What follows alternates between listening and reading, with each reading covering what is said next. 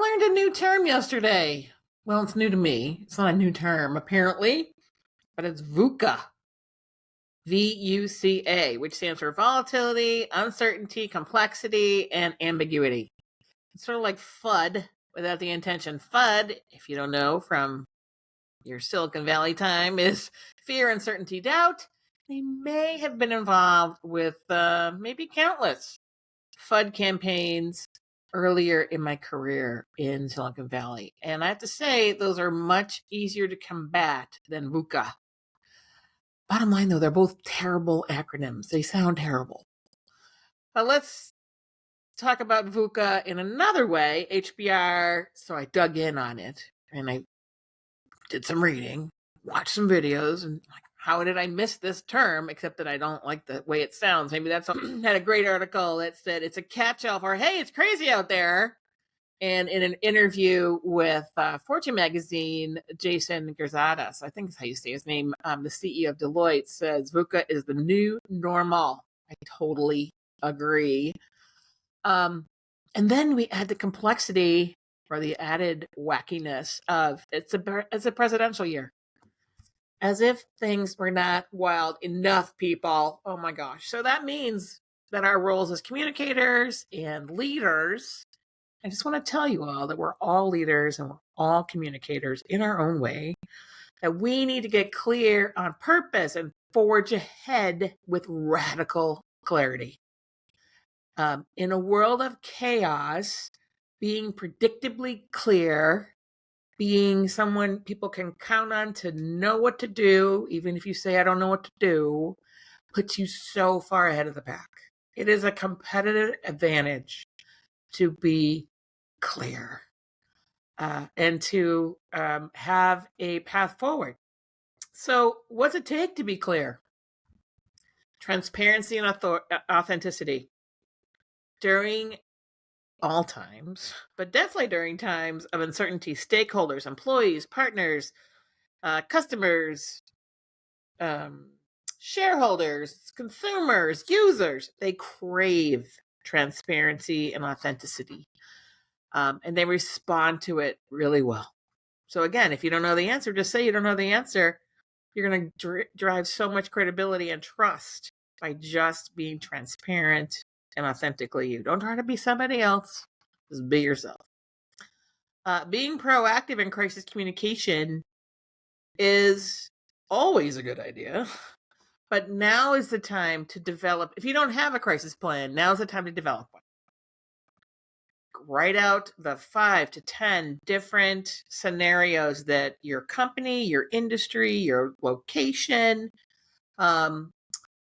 might have a problem with. If you're a food company, a recall. If you are a ski company, an avalanche, whatever it is, right? And identifying those potential risks and then create a plan for each of those.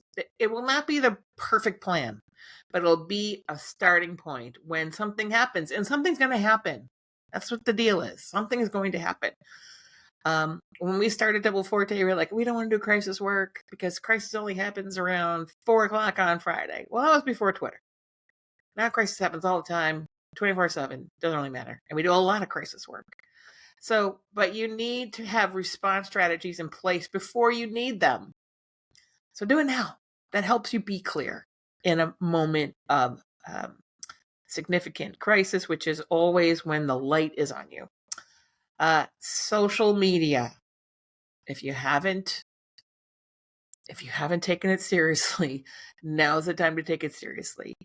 Social media is an invaluable tool for sharing information, for engaging stakeholders. And here's the deal. You don't have to be everywhere. You don't have to be on Snapchat and TikTok and LinkedIn and Facebook and Facebook groups and Instagram and whatever. You just choose a few.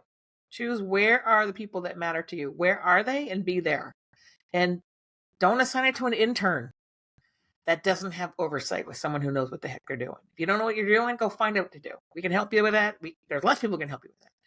But here's where you can also, that's where you're going to monitor what's going on in the world and engage with people in a much more authentic and transparent point of view. Make your decisions with data, not just your gut. So I'm a gut person, and I've had to train myself to, I think we should do this, and then go get the data to help inform decisions. So leveraging data helps you stay agile and responsive in a rapidly changing environment. We have a couple of, you can go on over our website, www.double-20.com, download some resources on there about how to do data-driven marketing and communications. It's all cool. And I'm just going to say having a healthy sense of humor helps. It just helps. Helps get through your day. We do serious business here, and there's a lot at stake.